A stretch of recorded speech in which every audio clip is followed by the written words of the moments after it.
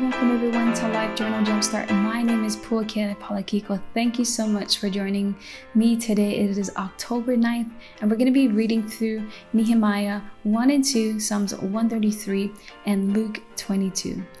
We're just to engage a little bit more on Nehemiah and who he is and background story. Nehemiah is an Israelite who becomes a cupbearer for the leadership or kingship of Artaxerxes. And he is also a king of Persia. And so one thing to know about Nehemiah, he is the third person who actually brings a group of exile back to Jerusalem, of course, to help him build the wall. And so a couple key people that you're going to see throughout the chapter is Ezra. You might have read about him, but he works hand in hand with Nehemiah as he's a priest who always keeps forth the law of Moses or the commands of God before the people. And two more people that you're going to see throughout the story is Sanballat and Tobiah. And so they're going to work together as far as they're going to plot against the plans of Nehemiah. And so Nehemiah actually is a person who has little power, but he has great influence. And so as we jump into Nehemiah 1, we're going to see that he hears the story and the updates of what's happening in Jerusalem, and he's devastated because he knows that the people are defenseless because of the destruction of the wall. And so that was done by King Nebuchadnezzar in 2 Kings 25. And so what Nehemiah does is he prays and he fasts that God would give him success over visiting and rebuilding the wall.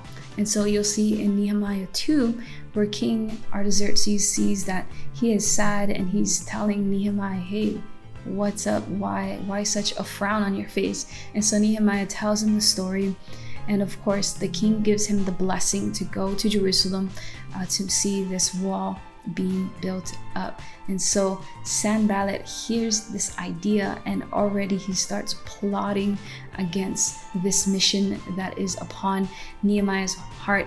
And so how many of us know that sometimes when God puts a plan or he gives us an opportunity, sometimes there are going to be people that might not want to see us succeed. But I'm praying that today that we would know that when God puts a plan on our hearts and he opens the door, that God also will sustain us through that. So I'm praying that you will be someone that continues out the mission that God puts on your heart.